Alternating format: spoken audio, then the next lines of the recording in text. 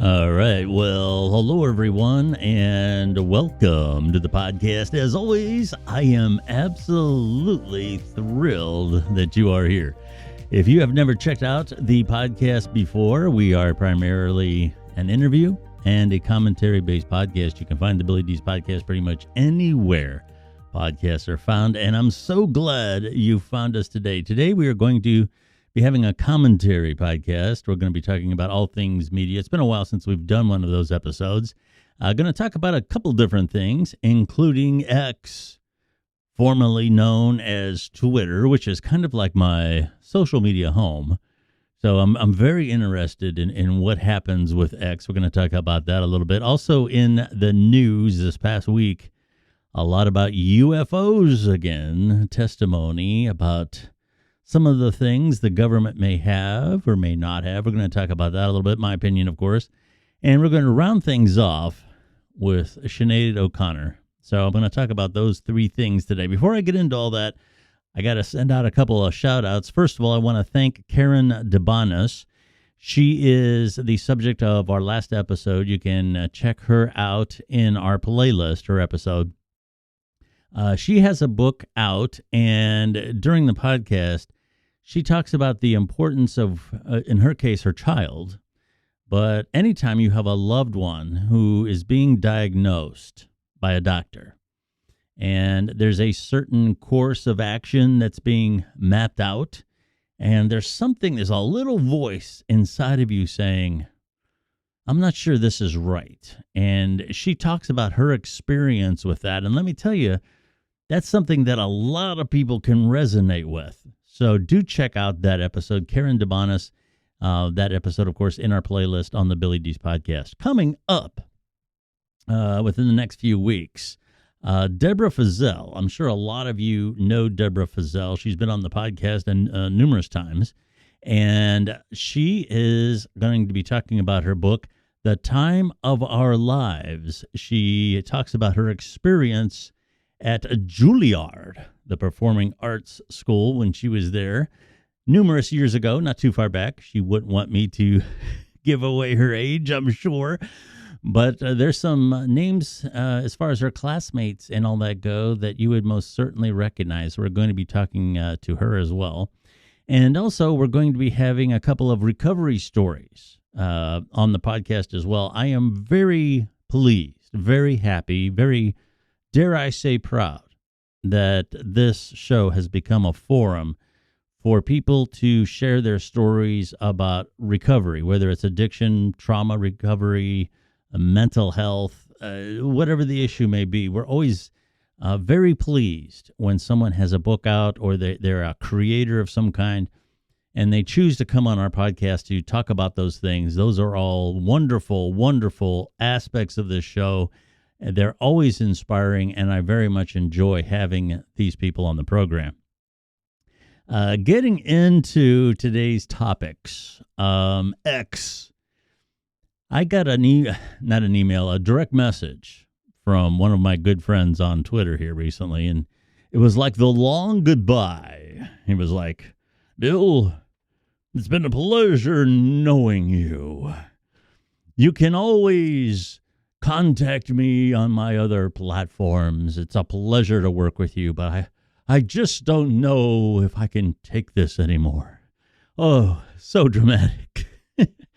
And he's probably listening to this. There's a good chance he's going to hear this. Obviously, I'm teasing him a little bit, but it is reflective of a lot of the interactions that I've had about the platform formerly known as Twitter, and I'm just not sure that it's warranted. You know, I like Elon Musk as a rule, and naturally you don't agree with any human being 100% of the time. But I can tell you that he's been counted out more than once, whether it be with Tesla and other things, and it's just too early.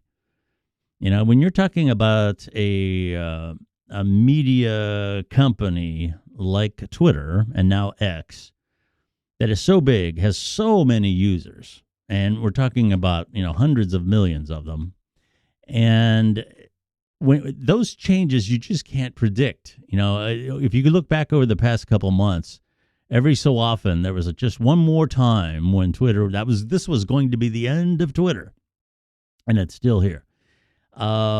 This is one thing where I have to say, when you're getting into an evaluation of a company like this, you have to look at what trajectory was it on to begin with. Okay. And the fact of the matter is that Twitter was never, considering the amount of cost that went into it, was never a big money entity to begin with. And there's a good chance, a very good chance, that had Elon not come along, that the days of Twitter, whether it been another year or two, whatever, the days might have been numbered anyway. So something had to happen, something had to give, as the saying goes. Something had to give, right? Something had to happen. Something had to shake it up a little bit.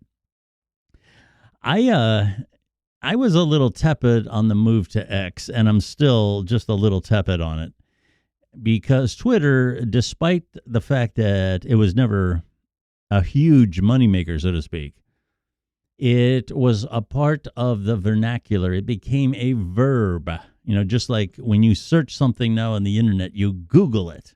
Okay, the Google brand has become a verb. And tweeting and retweeting and all these other kinds of things, referring to your friends as tweeps, on and on and on. It was part of the vernacular. And if you're lucky enough to have a brand that is Kleenex, no matter what brand of tissue you have, you call it a Kleenex, right?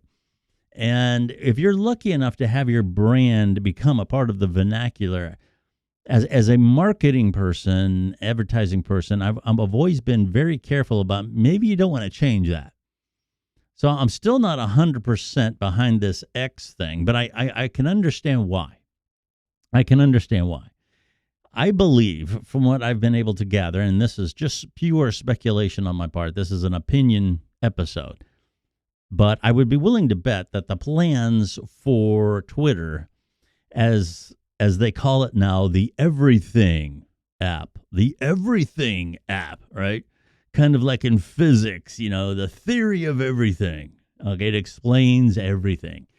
And it seems like the desire by Elon and his staff is to have an app, one, that is very focused on financial transactions, okay? And I kind of believe that's where the X is really coming from, because X is associated with a lot of different things regarding financial transactions online. And he's had the X.com, he's been talking about an everything app for years. So I would be willing to bet that this is going to become a very big part of its profitability.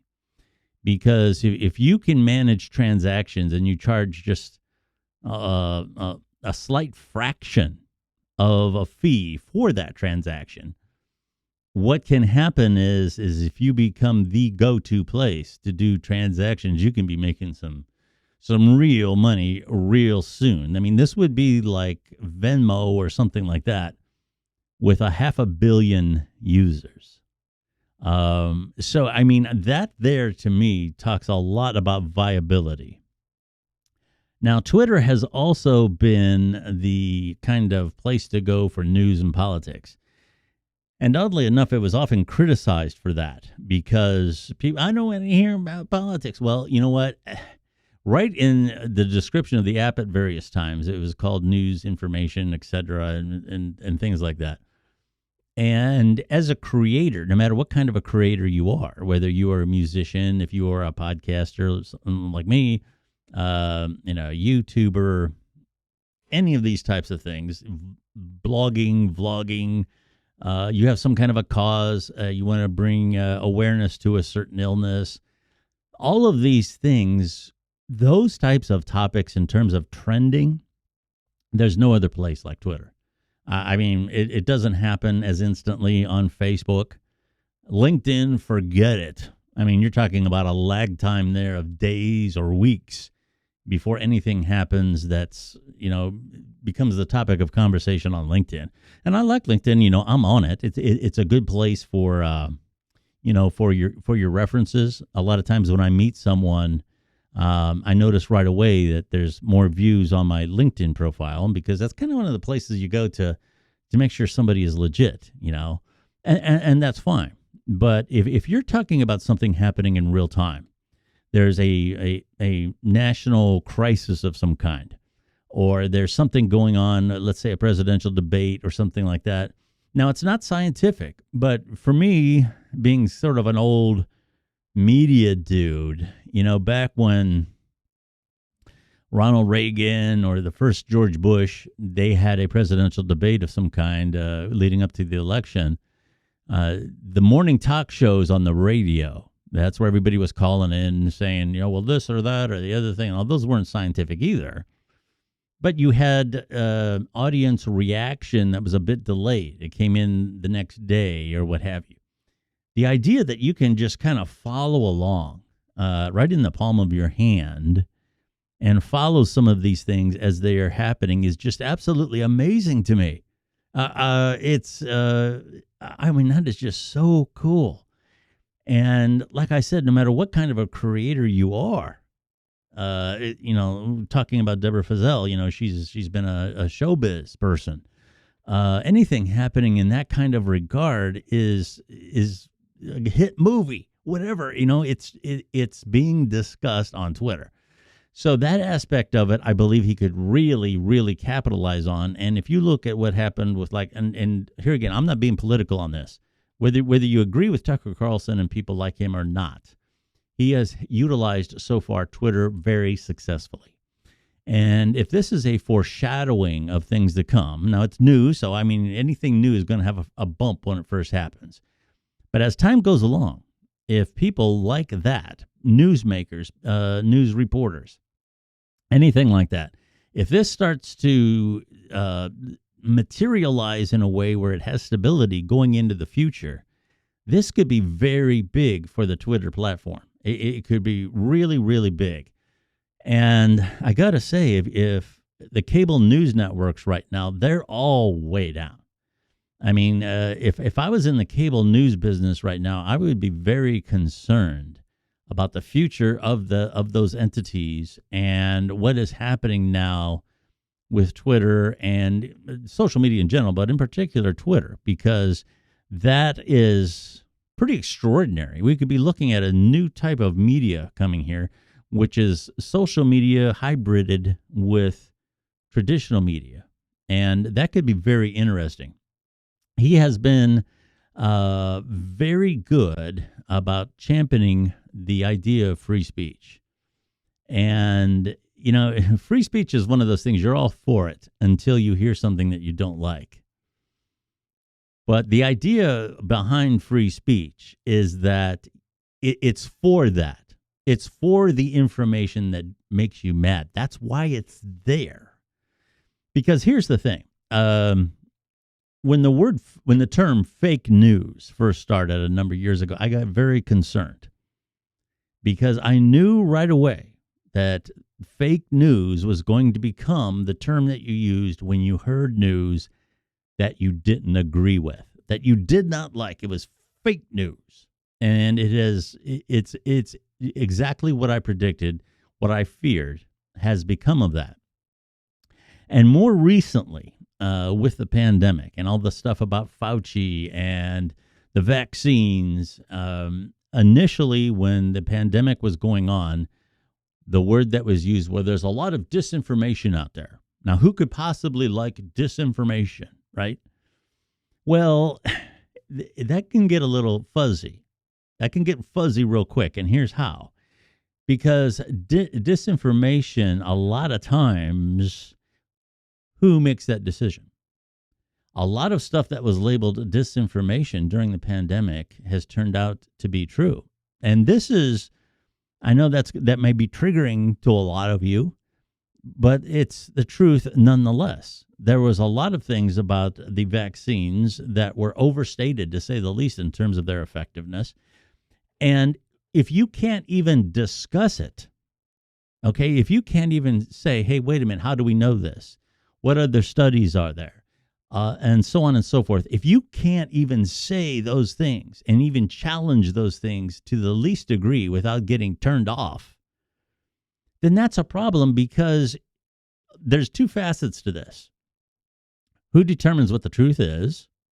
And number two is time sometimes has a way of revealing a different truth. And if you silence people at the very beginning, you lose a lot of time in your analysis and how you deal with the problem. I'll defend Facebook and some of these other things that in the past maybe took on political ads that a lot of people didn't like, and they were criticized for that. But I'll defend them in this regard. You know, there's an old saying that figures don't lie, but liars figure.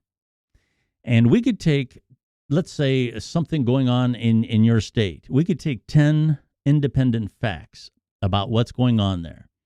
And you could have one candidate pick 7 of them and state a certain given truth. And you could have another candidate take a different 7, different mix, and take those same facts and present another given truth. Now, all those individual facts independently might very well be true. But moving forward, if you are a media company, how do you know which analysis is correct? And a lot of times, nobody knows exactly what that truth is going to be until this situation plays out a little bit. So if somebody makes that decision for you, this candidate you don't need to hear, because this is misinformation. This is something that you don't need to bother with. Okay, that decision has been made for you. You can't make an analysis for yourself in that moment. And as time goes along, it's very hard to backtrack and figure out what we knew and what we didn't know, because one side of that issue was closed down. So as odd as it may seem, disinformation, in a sense, in a way, is designed to be protected by free speech. That's the whole point of it. And I understand there's going to be people that say, well, free speech is really about governmental silencing and all that. Well, here again, that's true. And these are private entities, but, we have more than enough evidence now that there has been tampering with a lot of these entities, these information companies. There's been tampering, and we also have to let the law catch up with the technology. When you have technologies like Elon said, where Twitter was essentially taking the place of the public forum, and a lot of these social media companies, in essence, have become the de facto town forum that is also a monopoly. There's nowhere else to go to get these types of information. Now you have a little bit different situation, especially when the government is getting involved or potentially getting involved behind the scenes. That's a whole nother situation. So I believe that the pursuit of free speech has done very well for X, formerly known as Twitter. All right. Another thing coming up, another subject I wanted to touch on today is the idea of the UFO testimony. I'm sure a lot of you have at least heard about the UFO testimony and the assertions that the United States government may not only have components of alien spacecraft, but have non-human biologics, I believe was the term used. Non-human biologics. Sounds scary there, doesn't it? Yeah, it does sound a little scary. Yeah, it does. What's my opinion about this? This has come up socially with me a number of different times because people that are in my circle of friends know that I sometimes feel that I miss my calling when it comes to science. I did very well with physics and things like that, and I've followed it as an amateur. I'm not a Brian Cox or one of those kind of people, but I Professor Brian Cox. I enjoy it as an avid amateur. I really like stories about Newton, Einstein, Stephen Hawking. Those kind of people really grab my interest. So my friends have asked me, well, what do you say about these UFOs? And the simple fact of the matter is, I don't know. That's the bottom line. I don't know for certain. But right now, as it stands, another one of my people that I've enjoyed listening to over the years, Carl Sagan.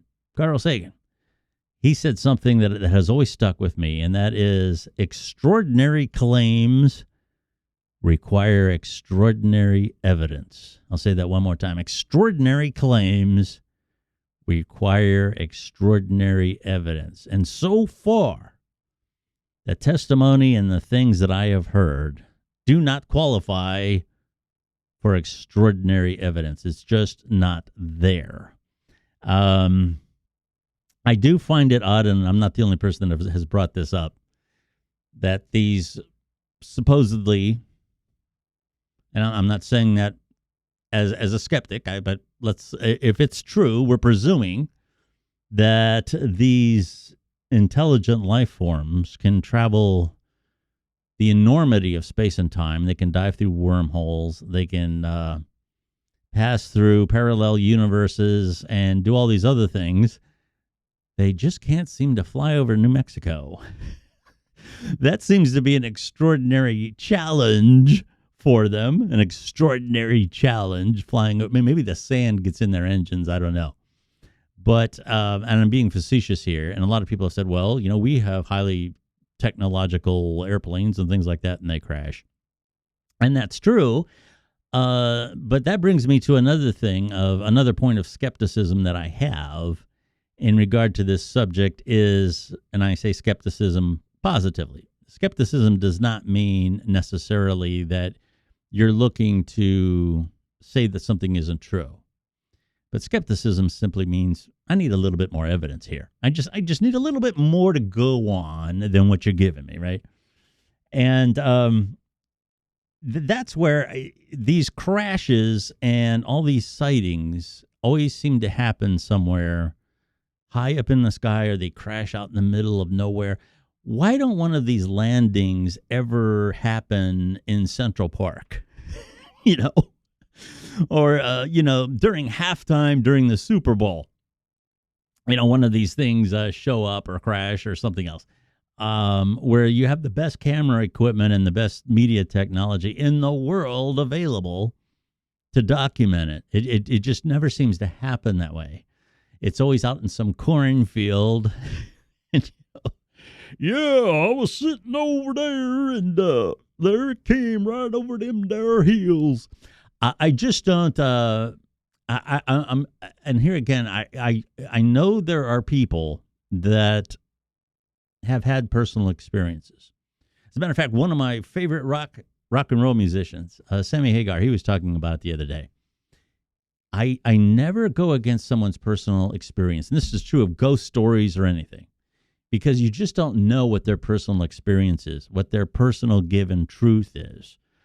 And I came from a family, there were a lot of alcoholics in my family, and during the holidays and things like that, I would always go down in the basement where all the guys were hanging out, and they always had their cigarette and cocktail of some kind, and they were all telling ghost stories. A lot of these individuals in my family, they're all gone now, God rest their souls, but they were from the old world, and they had a lot of superstitions, a lot of stories about ghosts and things like that.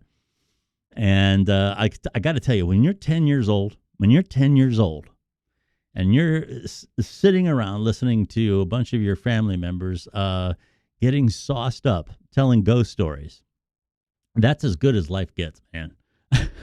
I got to tell you, that's absolutely as good as life gets right there. And I was very entertained by them. And my dad was always a very practical man. And he always told me, don't take those things to heart too much. Don't believe too much of those stories. And I actually, to defend myself, even at that age, I didn't. But I never told them you're lying. I never told them I don't believe you. I never did that either. You can't really, someone's personal experience, just as the word implies, is their truth. And they believe it, whether it's about religion or coincidences or any of those things. And it gives a lot of meaning to their life. And it's very real to them. And who knows, something may have happened. But for me to go to the public and say, hey, my Uncle Chuck, he had a flying saucer land on his barn. Okay, if I'm going to relay that story to you as a given truth, as something that really happened, then I'm going to need more than his word on it. As much as I respect him and his personal experience, for me to relay that to you as evidence for believing in something, I have to have something more to go on than that. And here again, we're getting back to extraordinary evidence. Is there extraordinary evidence in a lot of these stories? And quite frankly, it's just not there yet. And another thing that strikes me odd, and here again, this is kind of like my personal observation. I don't know why most of these stories are coming mainly from the United States and to a lesser degree, the UK and certain parts of Europe. Around the world, these kind of stories are not, I don't know if they're not talked about as much or what have you, but it seems like most of the occurrences are happening largely in the United States. Now, this could be for a couple of different things. You could say, well, maybe the United States, people in the United States are more observant, or you could even say something more disparaging, like maybe we have more active imaginations. A lot of different things. I don't know what the explanation for that is, but I do find it curious. I also, in terms of these things, could they possibly have a human origin, an earthly origin? If that's the case, then it does make sense to me that the United States and the UK and other places like that are the areas where they're occurring the most, because the superpowers, as it were, the economic power and the military power of the United States, let's say, would be one of the places that you would want to be, taking reconnaissance missions and things like that.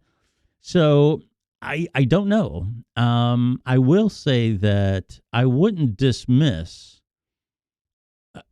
anything out of hand. It could very well be possible that these occurrences are very real and we are being visited by people or beings from outer space.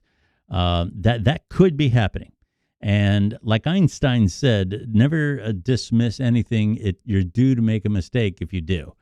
So I wouldn't dismiss those stories, but I would be very practical about my analysis. Just because we can't explain something doesn't mean it has a supernatural origin. Just like with anything else, with ghosts or anything else, just because we can't explain why this happened doesn't mean that it has a supernatural explanation of some kind. And just because there are things flying around out there that we can't explain does not mean they have an extraterrestrial origin. I would not at this point, the way technology is developing right now around the world, I wouldn't be surprised by anything in terms of what technologies are out there and what other countries have done, whether it be with anti-gravity or anything like that. I wouldn't discount human ingenuity in some of these things at all. So we just have to be practical in how we analyze these things. The third thing today, is Sinead O'Connor. I haven't heard. She, of course, very famous for the hit, the mega powerful hit, "Nothing Compares to You." I was a disc jockey when that song came out, and the video, there was something about her that was so different. She came across so vulnerable in that video. She melted the hearts of many a young folk, including my own. There was something very captivating about her in that video. And not long after that I'm not sure how long it was, at the height of her fame, she tore up a picture of the Pope on live television. And that changed everything for her. That certainly set her career on a different path. And I'll only say this. in retrospect, we know that she was right. In the early 90s, there wasn't the common talk about the child abuse that was going on with not only within the Catholic Church, but we've come to find out in a lot of institutions in our society, whether it be coaching and a lot of different things. So, you have different religious institutions involved in this. You have institutions that were relied on and trusted for generations through the 1990s and up to now, being exposed as places for predators. So I believe her stance was very powerful. I believe it was very courageous. And I don't believe anybody can question that. And that's, of course, with the benefit of hindsight, knowing that she was correct. A lot of the people that are singing her praises right now in memoriam weren't necessarily around when this all unfolded, because the backlash was pretty severe. I will only say this. From here again, from a marketing perspective, going back in time and to that place, she was at the height of her fame. Getting an interview from, let's say, Oprah Winfrey or Barbara Walters during that time for a national audience would have been very easy for her. And I don't know why, if I was consulted with her, if she would have asked me about this during this time, my urging would have been to go on one of these programs and make your case about what's happening in the Catholic Church, about what's happening in Ireland and so on. And just say, these are the things that are happening, and relay her experiences and the experiences that she knows about, and let that become the topic of conversation. Now, that may not have won her any fans necessarily, but it would have reached the people that needed to hear it. One of the things that happens when you do something very provocative, and I've had this conversation with I don't know how many people over the years, they just don't seem to get it. Anytime you want to burn a flag, let's say, for example, and maybe for something that you genuinely want to bring attention to. Let's say in another case, I want to, in my hometown, I want to raise awareness for the hungry people in my town, so I'm going to burn a cross. All right. You have to understand that, okay, you're doing something provocative. You are doing something that is going to grab the attention of people, but are you going to overshoot your mark? Is your action going to become the focus more so that it overshadows what your cause is? Okay. And that's kind of what happened with that action. Any Catholic, anybody who was religious, or anybody who respected Christianity to any great degree, was instantly turned off by that picture being torn up. And anything she said after that was immediately turned off. I don't want to hear what that person has to say. She's crazy, blah, blah, blah. And they just turned it off. And here again, I want to be very careful here. I'm talking specifically to how you market something when you bring it to the public's attention. When you do something that is so provocative that it overshoots your mark, it overrides what you are trying to do. The cause becomes secondary at that point, and you turn off instantly the very people that need to hear it. And in my example of doing like an interview with Oprah Winfrey or, at the time, Barbara Walters, any of those kind of individuals, like I said, you may not have won any fans, but at least there would have been people that sat through the interview long enough to hear what you were saying. You weren't instantly just blowing them out of the room with what appears to be a provocative act. So I from what I understand about Sinead, I didn't follow her career that much after that big hit, but my understanding is she had her struggles, she had her personal struggles, experienced the death of a child recently, which is probably one of the worst things that anybody can go through. She died very young. She was in her mid-50s, 56, something like that. And what a sad story. And I feel bad that passion and that sense of purpose that she had, which was undeniable, such an admirable quality to we don't really have people that are that fixed for any length of time on a cause that isn't popular. It isn't popular at the moment. And once the cause goes by the wayside and the cameras go away, those people go away too. She stayed with that cause to the very end. And I wish things had gone differently for her. I wish things had gone differently for her in terms of her career. I wish that she would have been understood better at the time for trying to get the message across that she was trying to get across. And I certainly wish that things in her personal life had gone better than what they did. So very sad story about Sinead O'Connor. I really hate it when somebody goes before their time. I really do. Anyway, that's kind of our subject today, our subjects for today on All Things Media. I certainly hope you enjoyed this episode of the podcast. Just a reminder, you can find the Billy D's podcast pretty much anywhere that you find podcasts. And you can find me as Prince, I'll paraphrase Prince here, on the platform formerly known as Twitter.